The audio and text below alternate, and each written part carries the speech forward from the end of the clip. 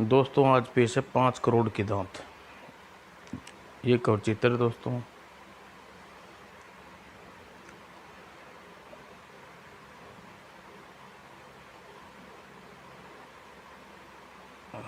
आपने आगे की कहानी में पढ़ ही ली होगी यहाँ तक, खूनी फिल्म में। नहीं पढ़ी हो तो इससे आगे ही डाल रखी है, ये उसकी कहानी है। आगे शुरू करते हैं। करण 2 दिन बाद हैदराबाद 2 दिन तक हैदराबाद में रुका रहा। तीसरे दिन वह भी ट्रेन से कराची के लिए रवाना हो गया। असलम ने अब तक इंस्पेक्टर कादिर के विषय में जानकारी प्राप्त कर ली होगी। दोपहर को वह कराची के होटल शेल्टन में पहुंच गया। शेल्टन और होटल के काउंटर पर क्लर्क ने कहा, मेरा नाम करीम है, मुझे एक अच्छा सा कमरा चाहिए। शायद यहाँ मेरा एक ख़त भी आया होगा। मैंने अपने एक दोस्त को यहाँ का पता लिख कर दिया था। यस, आपका एक लिफाफा आया है, यह लीजिए, थैंक यू। होटल के कमरे में पहुंचकर करण ने लिफाफा खोला। उसमें असलम का कोड संदेश मौजूद था। बैठकर उसने कोड को हल करने लगा और 10 मिनट बाद ही उसने कोड को हल कर डाला। संदेश इस प्रकार था, इंस्पेक्टर कादिर, जापानी दूतावास से कुछ लोगों की दोस्ती है। वह एक गाने वाली सलमा बाई के कोठे पर नियमित जाता है। उसके खर्च आमदनी से ही ज़्यादा दिखाई देता है, लेकिन यह पता नहीं कि उसके पास रुपये कहाँ से आते हैं। बस इतना ही मालूम कर सका हूँ। अब मैं उसी होटल सिराज में ठहरा हूँ। यहाँ वह दोनों लड़कियाँ मुझे फिर से मिल गई। मेरी ज़रूरत पड़ने पर फ़ोन कर लीजिएगा, असलम। उसके बाद करण काफ़ी देर तक कमरे में टहलता रहा और इंस्पेक्टर कादिर को समाप्त करने की स्कीम बनाता रहा। फिर वह हल्के से मेकअप में होटल से बाहर निकला। सड़कों पर घूमकर उसने उचित स्थान की तलाश में लग गया जहाँ इंस्पेक्टर से निपटा जा सके। आखिर में एक सिनेमा हॉल के सामने ठहर गया। यह सिनेमा हॉल 14 हॉल एक चौराहे पर बना था। बाईं और एक काफ़ी हाउस था। काफ़ी हाउस काउंटर के बिल्कुल दरवाजे पर था, जिस पर खजांची बैठा ग्राहकों को पैसे ले दे रहा था और करण सड़क के किनारे खड़ा सोच रहा था, यह जगह ठीक है। 6 बजे फिल्म शो ख़त्म होगा तो यहाँ भीड़ हो जाएगी। भीड़ में अपना काम आसानी से कर सकूँगा। फिर उसने एक पब्लिक टेलीफोन बूथ पर आकर असलम को शिवराज फ़ोन किया। असलम, इस समय 5 बजे हैं। ठीक 6 बजे तुम अपनी गाड़ी लेकर कैडिट सिनेमा हॉल के पीछे पहुंच जाना। गाड़ी चौराहे के किनारे खड़ी कर देना, मेरा इंतज़ार करना। असलम ने निर्देश देने के बाद उसने पुलिस का स्टेशन का नंबर मिलाया। दूसरी ओर जवाब मिलने पर, क्या इंस्पेक्टर कादिर से बात कर सकता हूँ? Please hold it on. कौन सदमार कादिर की आवाज़ कानों में टकराई। Hello, inspector Kadir speaking. Inspector साहब, मैं सलमा बाई के कहने पर आपको फ़ोन कर रहा हूँ। आज उसके कोठे पर कुछ बदमाश आए थे। वह कारपेट सिनेमा के निकट किसी काफ़ी हाउस को लूटने का प्रोग्राम बना रहे थे। 6 बजे शो समाप्त होने के समय वह डाका डालेंगे। आप अगर चाहें तो उन लोगों को रंगे हाथ पकड़ सकती हैं। कहकर उसने उत्तर की प्रतीक्षा किए बिना फ़ोन बंद कर दिया और फिर अपनी पिस्तौल निकाल कर चेक की। उसके जेबों में एक पिस्तौल उसकी दोनों जेबों में एक पिस्तौल था। 5:45 सिनेमा हॉल के निकट वाले कॉफ़ी हाउस में प्रविष्ट हुआ और एक ऐसी टेबल पर बैठ गया जहाँ से सड़क पर नज़र रख सके। यह जगह ठीक रहेगी। और 6 बजे सड़क पर दूसरा इंस्पेक्टर कादिर आता दिखाई दिया। वह इस समय सादे लिबास में था। इंस्पेक्टर आ गया। अपने साथियों को यह निर्देश ही निसंदेह ही पीछे छोड़कर आया है ताकि लुटेरे को होशियार न हो जाए। सिनेमा हॉल का शो समाप्त होते ही हॉल से भीड़ निकलनी शुरू हो गई और कुछ दूर पर कॉफ़ी हाउस के सामने भीड़ ही भीड़ थी। इंस्पेक्टर एक सड़क पर दूसरी ओर खड़ा कॉफ़ी हाउस के काउंटर पर नज़र रख रहा था। इंस्पेक्टर कर्ण अपनी जगह से कैश काउंटर पर पहुंचा। उसने दोनों जेबों से रिवॉल्वर निकाल कर पिस्तौल अपने शरीर की ओट में छुपा रखा। दूसरा उसने खजांची के पर रख दिया और इंस्पेक्टर कादिर दूर से यह दृश्य देख चुका था। उसे केवल पिस्तौल नजर आई और खजांची की छाती पर रखा था। बस इंस्पेक्टर अपना पिस्तौल निकाला और भीड़ को चीरता हुआ कॉफ़ी हाउस की ओर बढ़ा। जैसे ही कॉफ़ी हाउस के निकट आया, करण दूसरे हाथ में रिवॉल्वर पकड़ा हुआ आगे किया और 2 गोली चलाई और इंस्पेक्टर नीचे गिरने से पहले ही मर चुका था। और भीड़ का लाभ उठाकर कर्ण भी छलांग मारता हुआ भीड़ में घुस गया।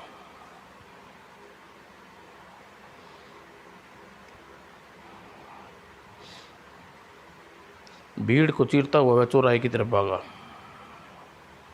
चौराहे पर असलम की गाड़ी में बैठा उसकी प्रतीक्षा कर रहा था।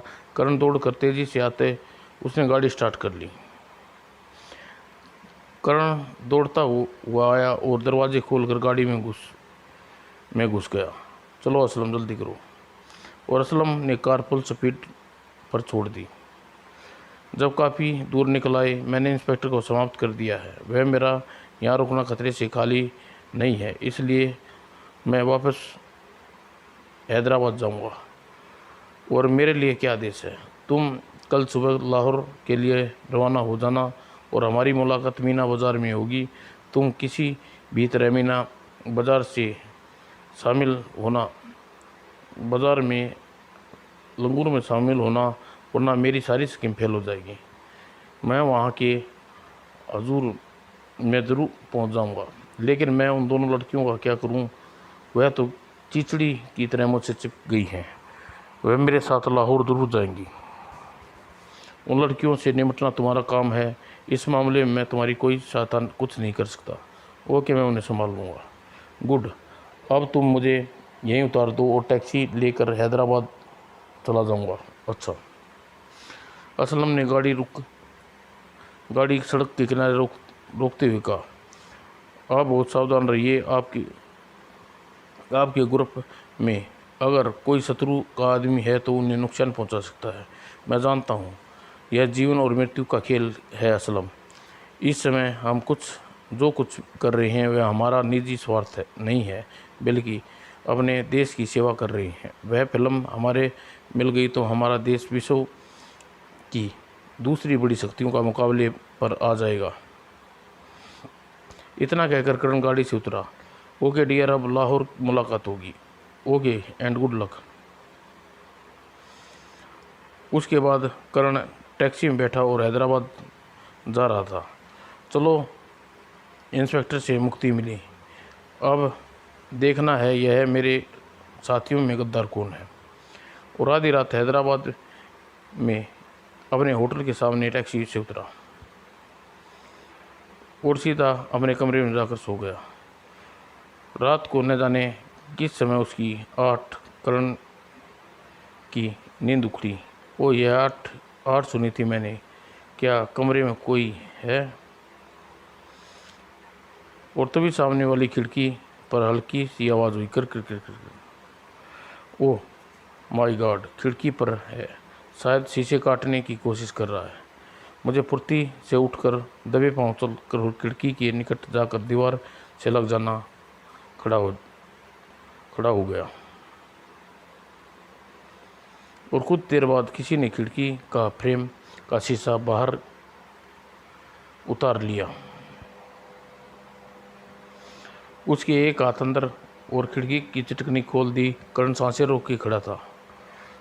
खिड़की का पट खुल गया। वह व्यक्ति खिड़की पर चढ़कर बहुत भीतर कूदा। उसके दांत में खंजर दबा हुआ था।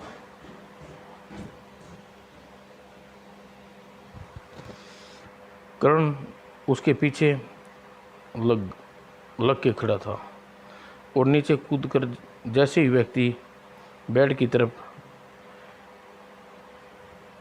बढ़ा, पीछे से कर्ण ने अपनी खाली हाथ की उंगली पिस्तौल तानते हुए उसकी कमर पर लगा दी। Hands up. खंजर अभी भी व्यक्ति के दांतों में दबा हुआ था। हाथ ऊपर उठाए और साथ ही वह तेजी से घुमा और एक घूसा कर्ण के मुंह पर मारा। कर्ण इसके लिए बिल्कुल तैयार नहीं था। घूसा खाकर वह दीवार से टकराया। कर्ण खाली हाथ देखकर वह व्यक्ति श्वर हो गया और दांत से खंजर निकालकर उसकी तरफ बढ़ा। कर्ण संभल कर खड़ा हो गया था। उस व्यक्ति ने खंजर का से हमला किया। कर्ण एक बार फिर हटकर वार खाली कर दिया। वह व्यक्ति संभला और फिर हमला करने के लिए तैयार हो गया। कर्ण पीछे हटते हुए दीवार से जा लगा। उस व्यक्ति ने खंजर हिलाते हुए निकट आया। कर्ण ने फुर्ती से पलटकर कॉर्नर में रखी गुलदस्ता उठा लिया और व्यक्ति के मुंह पर दे मारा। कर्ण के लिए इतना ही अवसर काफ़ी था और छलांग लगाकर उस व्यक्ति के ऊपर आ गया और उसके साथ लिए फर्श पर जा पड़ा। गुलदस्ते की चोट से व्यक्ति पहले ही अधमरा हो चुका था। ऊपर से कर्ण ने 2-4 शक्तिशाली घूसे और लगा जड़ दिए। मार खाकर बेहोश हो गया। नीचे पड़ा छोड़कर कर्ण उठ खड़ा हुआ। कुछ देर खड़ा रहकर उसने सांसें ठीक करने की।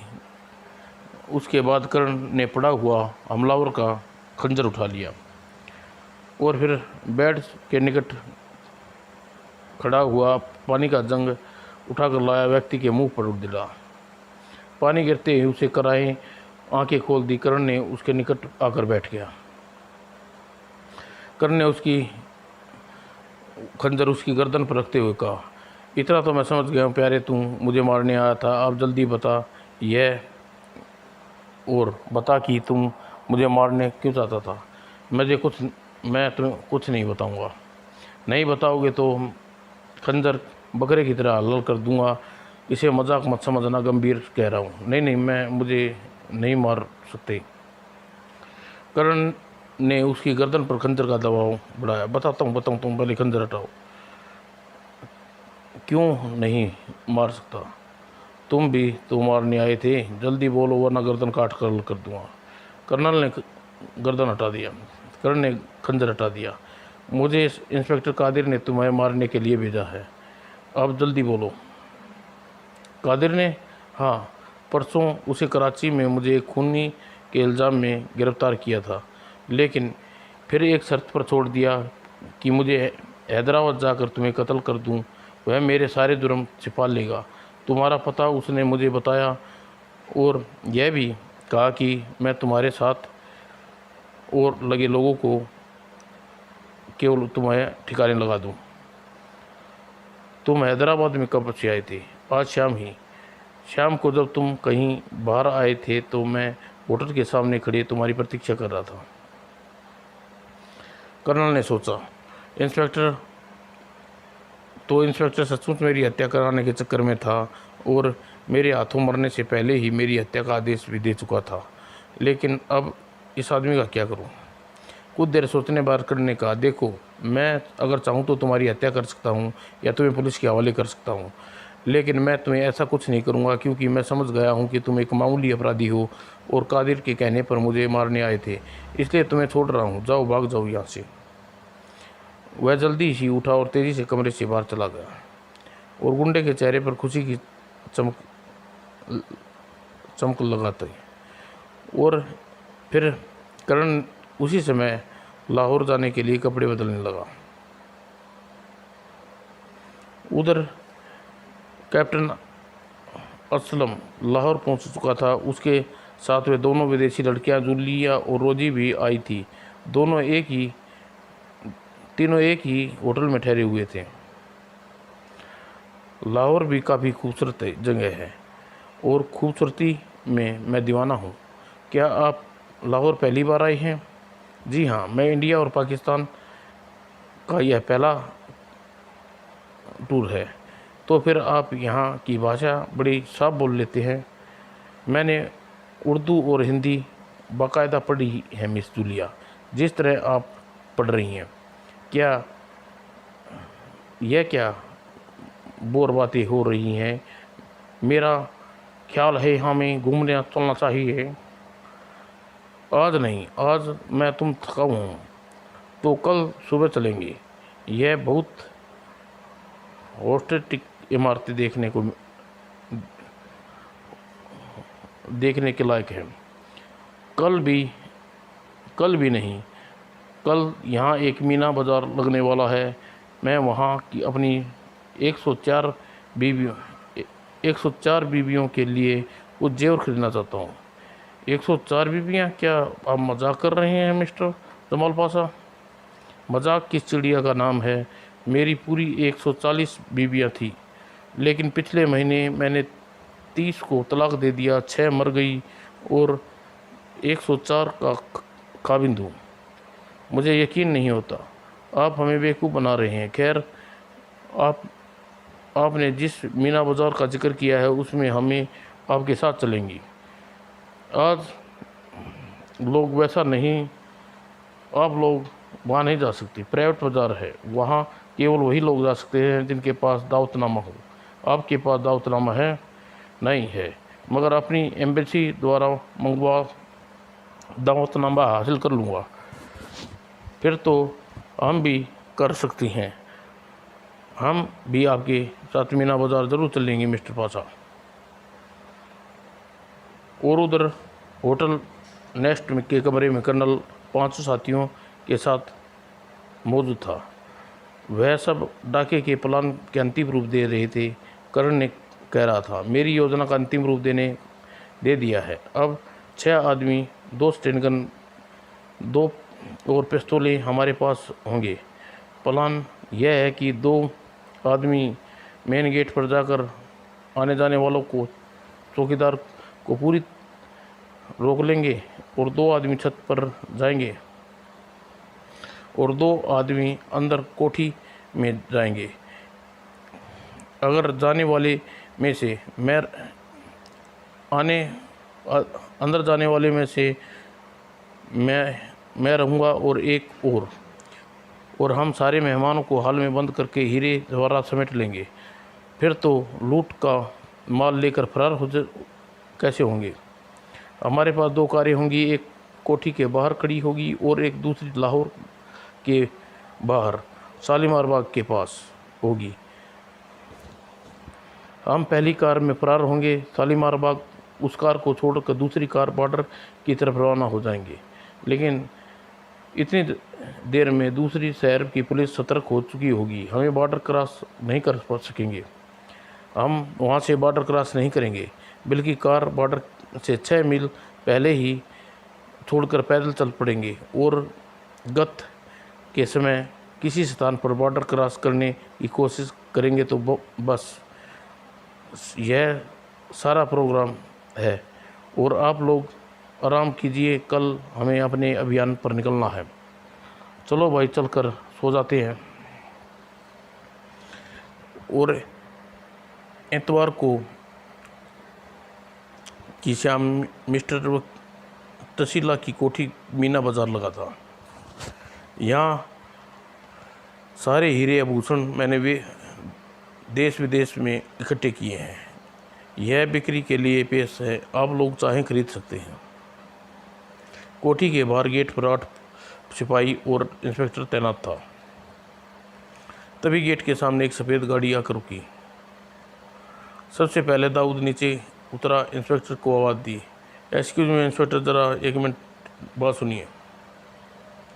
और मिस्टर इंस्पेक्टर निकट आ गया। यस। दाऊद ने पिस्तौल निकाल कर उसकी छाती पर रख दी। आवाज़ निकालने गोली अंदर कर दूंगा। यह क्या है? तुरंत ये शेष 5 कारों से निकल आई और इंस्पेक्टर और स्टेन गन करण के हाथों में थी और दूसरा माजिद खान के पास। हवेली हैंडली ने इंस्पेक्टर होल्डर्स पिस्तौल निकाल लिया और तभी माजिद ने चला कहा, अगर किसी ने हिलने की कोशिश की तो भून कर रख देंगे, राइफलें नीचे डाल दो। सब कुछ इतनी अचानक हुआ कि सिपाही सख्ते में आ गए। उन्होंने हथियार डाल दिए। करण ने दाऊद से कहा, तुम माजिद और संभालो, हम अंदर देखते हैं। Okay boss. तभी कोठी के चौकीदार ने लोहे के गेट की और बंदूक चलाना चाहिए, लेकिन विक्टर ने उसका इरादा जानकर उस पर फायर कर दिया और विक्टर चिल्लाया, अगर कोई बहादुरी दिखाई ना चाहता है तो एक को भून दूंगा। सभी के सिर झुक गई और करण ने हैडली और विक्टर को के साथ अंदर आने का इशारा किया, चलो। और हाल में हीरो को देखने के लिए एक दूसरे की कानाफूसी भी कर रहे थे। अचानक फायर की आवाज़ सुनकर चौंक पड़े। तभी दरवाज़ा खुला, उसमें से भी चारों भीतर प्रविष्ट हुए। उन्हें देखते ही एक और चिल्लाई, डाकू शटअप, कोई आवाज़ नहीं करेगा। हम किसी को नुकसान नहीं पहुंचाना चाहते, सिर्फ माल चाहते हैं। आप फौरन दीवार की तरफ मुँह करके खड़े हो जाओ। किसी ने हीरो बनने की कोशिश की तो गोली मार दी जाएगी। शोर मचाने से कोई लाभ नहीं होगा। बाहर खड़ी पुलिस हमारे आदमी ने कवर कर रखा है और टेलीफोन की तार काटे जा चुके हैं। आप चुपचाप हमारे आदेश का पालन करते रहें। और तभी मिस्टर टकीला ने उनकी जगह आगे बढ़ते हुए कहा, यह क्या हंगामा है? कौन हो तुम? डाकू। चलो सबके साथ दीवार की तरफ मुँह करूँ। अचानक एक युवक ने हैंडली के पिस्तौल छीनने की कोशिश की। हैंडली ने फायर कर दिया। नहीं, युवक घायल हो गिरा। कोई और हीरो बनना चाहता है तो चलो जल्दी दीवार की तरफ मुँह करके कोना मार दी जाओगे। इस बार सबने आदेश का पालन किया, दीवार की तरफ मुँह करके खड़े हो गए। करण ने शेर खान को हैंडलिंग का, तुम दोनों माल को थैले में भरो। और शेर खान और हैंडल जेबों से थैले निकाले और माल भरने लगे। कर्ण ने स्टेन गन विक्टर को देते हुए कहा, तुम मेरी जगह लो और ज़रा टकीला को देखता हूँ, तिजोरी में देख कर आता हूँ। और फिर जेब से रिवॉल्वर निकाल कर टकीला के निकट पहुँचा। पिस्तौल उसकी कमर पर लगाई। तुम्हारी तिजोरी कहाँ है मिस्टर टकीला? अंदर कमरे में। और टकीला को लेकर कमरे की ओर बढ़ गया। तिजोरी के निकट पहुंचकर, खोलो इसे जल्दी। क्या तुम तलवार को जानते हो? टकीला तिजोरी खोलते हुए पूछा। शटअप, सारा सामान बाहर निकालो। और टकीला सामान बाहर निकालने लगा तो नोटों की घड़ियाँ, कुछ गहने, फिल्म, लेकिन फिल्म नहीं थी। करण के एक चीज़ ध्यान से देखता हुआ बोला, वह फिल्म कहाँ है? कौन सी फिल्म? मेरे पास कोई फिल्म नहीं है। तभी करण ने ख्याल आया, वह फिल्म जिसके पास भी है उसके खोखले दांतों में छुपा रखा है। और अगले ही पल अपने दांत बाहर निकालो। दांत? क्या पागल हो? और उत्तर में करण ने फौलादी घुसा कटीला के मुंह पर मारा। फलस्वरूप मुंह से नकली दांत का जबड़ा बाहर निकल गिरा और ज़मीन पर गिरते ही करण ने बूट से दबाते ही जबड़ा तोड़ दिया ताकि खोखला दांत टूटकर बिखर गया और किस फिल्म का छोटा सा कैप्सूल निकल कर आया। करण ने कैप्सूल उठाकर जेब में रख लिया। तभी टकीला बोला, अगर तुम भारतीय एजेंट हो तो इस फिल्म को 5 करोड़ मिलने चाहिए। Shut up. तभी शेर खान पिस्तौल लेकर कमरे में दाखिल हुआ। क्या हुआ बॉस? भीतर देर लगा दी। बस आ रहा था, तुम चलो। करण ने जाने के लिए दरवाजे की ओर घुमा। शेर खान चिल्लाया, बस बात सोचो, और फुर्ती से नीचे गिरा और वो गोली चली थी और कुछ क्षण बाद उसके सिर से ऊपर से शेर खान टकीला अपनी जगह नीचे पड़े। टकीला के हाथ में एक छोटा सा पिस्तौल था। शेर खान गोली टकीला के माथे में लगी, इसलिए वह मर चुका था, जबकि शेर खान अभी जीवित था। गोली उसकी छाती में लगी थी। करण ने उसे निकट आ गया। शेर खान, मेरी जान बचाने का शुक्रिया। शेर खान के मुंह से ढेर सारा खून निकल पड़ा और रुक कर बोला, तुम्हारे साथियों में एक गद्दार है कर्नल। तुम मुझे जानते हो? कर्नल आश्चर्य से कहा, हाँ, भारतीय एजेंट कर्नल यादव के आदेश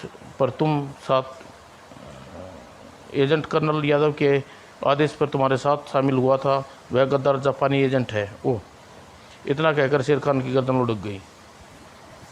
तभी हैंडली दरवाजे पर नजर आया। क्या हुआ बॉस? शेर खान और टकीला एक दूसरे को गोली मार गए। बुरा हुआ, लेकिन जल्दी से यहाँ से चलना चाहिए। हाँ चलो। वह दरवाजे के बाहर आए तो असलम ने करण की ओर बढ़ने की कोशिश की। करण ने उसे छाती पर दोनों हाथ रखकर धकेल दिया। जहाँ वही खड़ा हो जा, गोली हिला तो गोली मार दी जाएगी। असलम एक बार फिर लड़खड़ाया और संभल कर खड़ा हो गया, लेकिन उस धक्के में करण ने फिल्म का कैप्सूल असलम को दे दिया था, जिससे असलम सबकी नज़रें बचाकर अपने मुंह में रख लिया और वह कादिर बाकियों की तरह मुंह अंदर करके चीज छुपाई दक्ष था। और करण अपने साथियों के साथ दरवाजे की तरफ जाते हुए कह रहा था, हम लोग दरवाजे से बाहर से बंद करके जा रहे हैं। 15 मिनट बाद मेरे साथी कोठी को घेरे रहेंगे। अगर किसी ने बाहर निकलने की कोशिश की तो गोली मार दी जाएगी। इतना कहकर उन्होंने वहाँ से टेलीफोन की तार काटी और बाहर आए।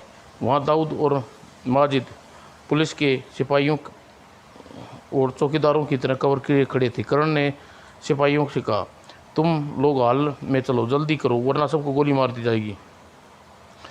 सब लोग अंदर चले गए और दाऊद ने कोठी का दरवाज़ा बाहर से बंद कर दिया। अब भाग निकलो यहाँ से। पुलिस की गाड़ी और दूसरी सभी गाड़ियों को टायर पंचर कर दो। उन्होंने कोठी के बाहर सभी गाड़ियों के टायर पंचर कर दिया। अपनी गाड़ी की तरफ बैठकर भाग निकले। चलती गाड़ी में सब ने चेहरे पर मेकअप साफ किया और कपड़े उतार दिए। नीचे सब ने दूसरे लिबास पहने हुए थे। 15-20 मिनट में शालीमार पहुँचे। वहाँ जहाँ उन्हें दूसरी गाड़ी खड़ी थी, वह सब दूसरी गाड़ी में बैठ गई और तेज़ी से बॉर्डर की ओर चलने लगे। 30-40 मिनट बाद करण ने कहा, तुम लोग लूट के माल बांट लो, आधा मुझे दे दो और शेष तुम सब बराबर बांट लो। यह काम मैं करता हूँ। कुछ देर बाद हेडली माल के हिस्से किए, उन्हें अपना हिस्सा दे दिया।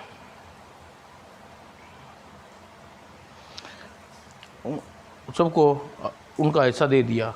अपना हिस्सा लेने के बाद दाऊद बोला, हमारा काम ख़त्म हो गया, इसलिए हमें यहीं उतार दो, बेहतर होगा। हम अलग अलग हो जाएंगे। तुम ठीक कहते हो। कर्ण ने सड़क पर किनारे गाड़ी रोक दी और दाऊद तथा माजिद को नीचे उतार दिया। अच्छा दोस्तों, खुदा हाफिज़। दोनों भाई उतरने के बाद वह फिर चल पड़े। कर्ण सोच रहा था, वह दोनों शत्रु एजेंट नहीं थे, अभी छोड़कर चले गए। हेडली और विक्टर में से एक शत्रु है जो मेरे साथ रहने की कोशिश करेगा ताकि मौका पाकर मुझसे फिल्म छीनने की कोशिश करे। तभी उसने कहा, अब मेरा यहाँ उतरना ठीक है बॉस, लेकिन मैं तुम्हारे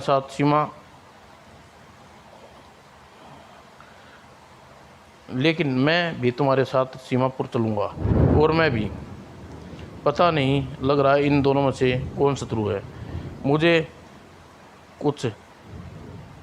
मुझे कोई इतराज़ नहीं है, लेकिन हम बॉर्डर कहाँ क्रॉस करें? तुम ठीक कहते हो, बॉर्डर के निकट पहुँच चुके हैं बस। मेरा ख्याल है हमें गाड़ी बॉर्डर से 5-6 मील पीछे छोड़ देनी चाहिए। पैदल चलकर सीमा पार करना, उचित स्थान ढूंढना चाहिए। फिर वे गाड़ी के किनारे सड़क के नीचे उतरे और दाईं ओर फैले जंगल में घुस गए।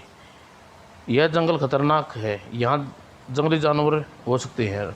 बॉर्डर पर यहाँ अधिक दूर नहीं है, लेकिन हमें उसका रास्ता नहीं पता।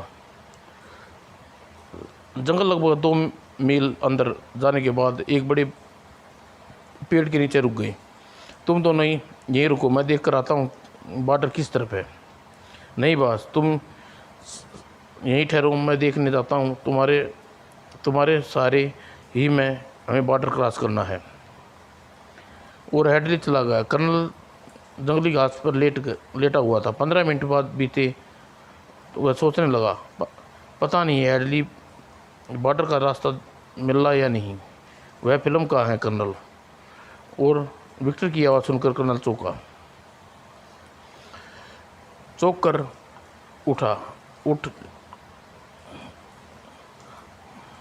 कर उठा तो विक्टर के हाथ में पिस्टल थी, जिसकी नाल कर्नल की तरफ उठाई हुई थी। तो मेरे साथियों में गद्दार तुम थे विक्टर।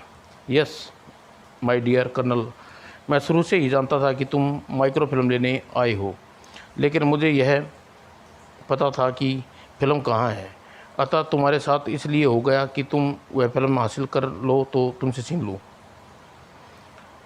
मुझे बिल्कुल आश्चर्य नहीं हुआ विक्टर, लेकिन मुझे पहले ही पता था कि तुम इंस्पेक्टर कादिर का एक आदमी मेरे ग्रुप में शामिल हो चुका है। वैसे हेडली तुम्हारा साथी है? नहीं, हेडली केवल मेरी जान पहचान है। इंस्पेक्टर कादिर ने हेडली से मिलते देखा तो मुझे हेडली के पास भेजा और मेरे कुछ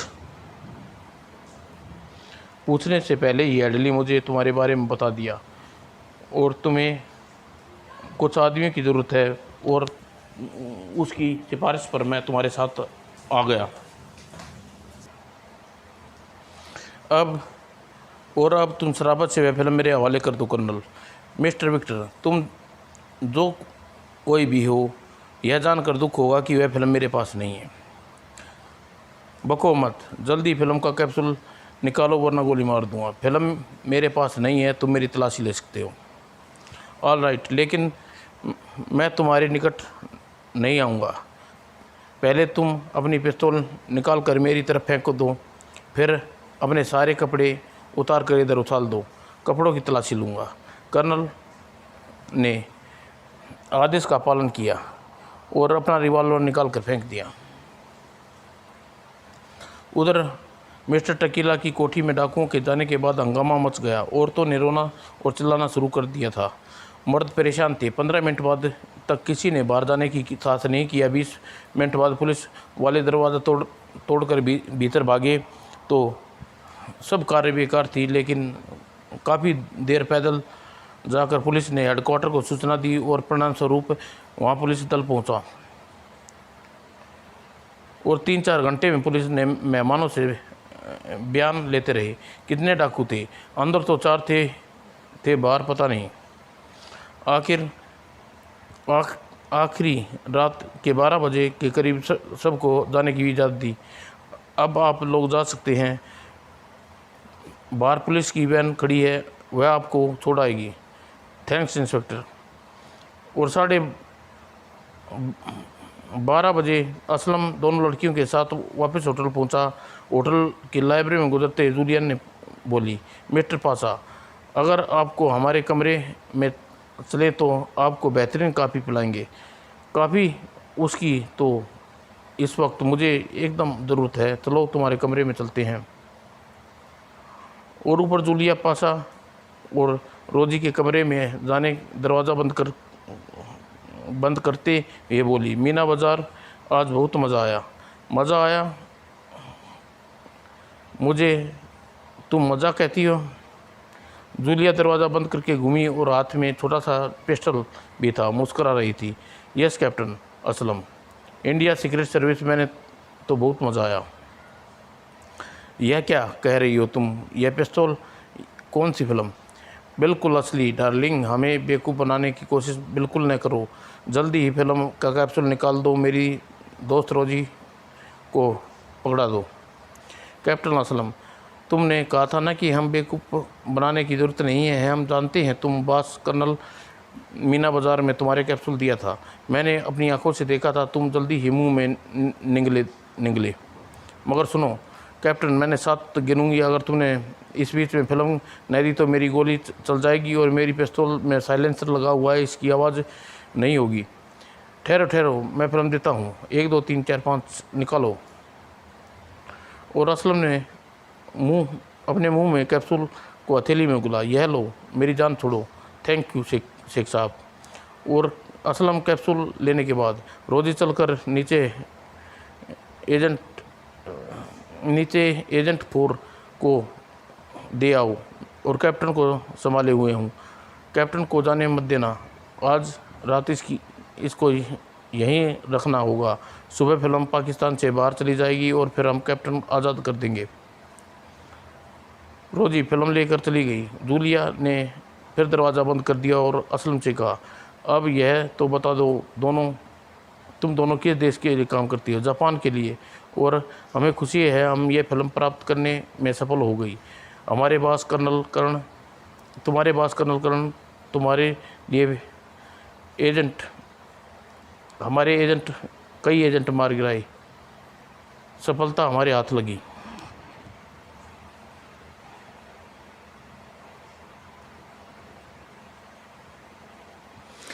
उधर कर्ण अपनी जैकेट उतार कर नीचे डाल दी थी। विक्टर ने उससे कह रहा था, पाँव से इसे मेरी तरफ उछालो। ठीक है, यही समय है जब इसे चांस ले सकता हूँ। और कर्ण ने जैकेट पाँव विक्टर की ओर उछाल दी और यू बास्टर्ड। और कर्ण के लिए इतना समय बहुत काफ़ी था और विक्टर पर छलांग लगा दी। विक्टर को साथ लिए हुए कर्ण नीचे गिरा और विक्टर हाथ से पिस्तौल छूटकर नीचे गिर पड़ी थी और फिर दोनों में गुत्थम गुत्था होकर एक दूसरे पर लुढ़का हो रहे थे। और विक्टर काफ़ी शक्तिशाली था। इस बार उसने कर्ण को पलटी दी और उसकी छाती पर आकर बैठ गया और पूरी शक्ति से कर्ण का गला दबाने लगा। कर्ण को पीड़ा का कारण हाथ इधर उधर चलाए। अचानक ही उसका हाथ में रिवॉल्वर, नीचे पड़ी हुई रिवॉल्वर पिस्तौल पर पड़ा और उसने पिस्तौल उठा लिया और फिर उसने पड़े पिस्तौल की नाल से विक्टर को पहलू में जाकर फायर कर दिया और उसके ऊपर लुढ़क कर गिर पड़ा। मर चुका था। कर्ण को काफ़ी देर तक पड़ा रहा, फिर सांसें ठीक करता रहा, फिर उठा, अपने हिस्से की लूट के हीरे हुए विक्टर की लाश के पास डाल दिए और फिर अपनी जैकेट उतारकर बॉर्डर की तलाशी के लिए निकल पड़ा और आधे घंटे बाद जंगल से भटकता रहा और फिर बॉर्डर के निकट गया और झाड़ी की ओट से उसे देखा। लगता है इस तरफ पहरा नहीं है, यहीं से सीमा पार करता हूँ। फिर वह ज़मीन पर रेंगता हुआ तारों के नीचे से पार निकल गया और 5 मिनट भारतीय सीमा में प्रवेश हो गया। संतोष की लंबी सांस ली उसने। हाल और सिपाहियों ने करण को पकड़कर भारतीय चौकी में ले आया। वहाँ उसे एक करण को मुस्कुरा कर कहा, मैं दोस्त हूँ, मेरा नाम कर्नल करण है, और आपको विश्वास न हो तो हमें आपका विश्वास है सर। हेडक्वार्टर से हमें सूचना मिली थी आप आज सीमा पार करके इधर आएंगे। हम आपका इंतजार कर रहे थे। आइए बैठिए। करण बैठ गया और कैप्टन से बोला, मुझे अभी कुछ देर पहले भी एक विदेशी सीमा पार करने की कोशिश कर रहा था। हमारे सिपाहियों ने उसे गोली मार दी। उसकी लाश की तलाशी ली तो जेबों में बहुत सारे हीरे मिले। तो आप उसकी लाश और उन हीरों की तुरंत सीमा की दूसरी तरफ फेंकवा दीजिए, यह बहुत ज़रूरी है। और हाँ, दिल्ली जाना चाहता हूँ और इसका प्रबंध कीजिए। और फिर कुछ ही देर बाद करण मिलिट्री हेलीकॉप्टर से बैठकर दिल्ली जा पहुँचा। और जूलिया और रोजी रात भर कैप्टन असलम के उसी कमरे में आने अपने साथ रखा और सुबह हो गई जब जूलिया बोली, अब तुम आज़ाद हो असलम। अगर चाहो तो हम दोनों की तरह पाकिस्तान की सैर कर सकते हैं। थैंक्स, लेकिन अभी 9 बजने वाले हैं। जहाज़ में मेरी सीट बुक है। आज मुझे वापस जाना है। ओके कैप्टन, हम दोस्तों की तरह तुम्हें एयरपोर्ट तक छोड़ने जाएंगे और तुमसे कोई खतरा नहीं है। लेकिन वह फिल्म सुरक्षित यहाँ से बाहर जा चुकी है। आप लोग सचमुच बहुत चालाक हैं। मुझे खुद पे बहुत शर्म आ रही है। लड़कियों से मुझे पराजित कर दिया। शर्मिंदा होने की ज़रूरत नहीं है कैप्टन। हम साधारण सी लड़कियां नहीं बल्कि ट्रेंड जासूस हैं। उसके आधे घंटे बाद असलम एयरपोर्ट पर था। दोनों लड़कियों ने छोड़ने आने आई थी। एयरपोर्ट पर यात्री थे। कैप्टन डियर, क्या अब तुम शेख का मेकअप में यात्रा करोगे? करनी ही पड़ेगी क्योंकि इस रूप में आया हूँ और मेरा पासपोर्ट भी शेख जमाल पाशा के नाम है। और तभी लाउड स्पीकर सुनाई, दिल्ली जाने वाली मुसाफिर मेहरबानी करके जहाज़ पर पहुँचने का कष्ट करें। अच्छा, मेरी बदकिस्मत दोस्तों, अब मुझे इजाज़त दीजिए। बदकिस्मत क्यों? क्योंकि तुम मेरी अकल का गलत अंदाज़ा लगाया। तुम लोग चालाक ज़रूर हो मगर तुमसे तजुर्बा कम है। तुम कहना क्या चाहते हो? असलम ने अपने कंठ में छुपा हुआ मुंह में हथेली में एक कैप्सूल उगल दिया। यह क्या है? माइक्रोफिल्म। दोनों आश्चर्य सी आंख फटी रह गई। जी हाँ, असली माइक्रोफिल्म। रात तुम जो फिल्म दी थी वह नकली थी। जापान में उसे अनलार्ज करके देखा जाएगा तो केवल लड़कियों के चित्र होंगे। मैंने पहले ही एक नकली फिल्म का कैप्सूल अपने कंठ में छुपा कर रख लिया था। मैं मदारियों की तरह अपना कंठ में छोटी छोटी चीज़ छुपाए रखता हूँ। अब तुम अपनी हार को अफसोस करती रहना। मैं चला।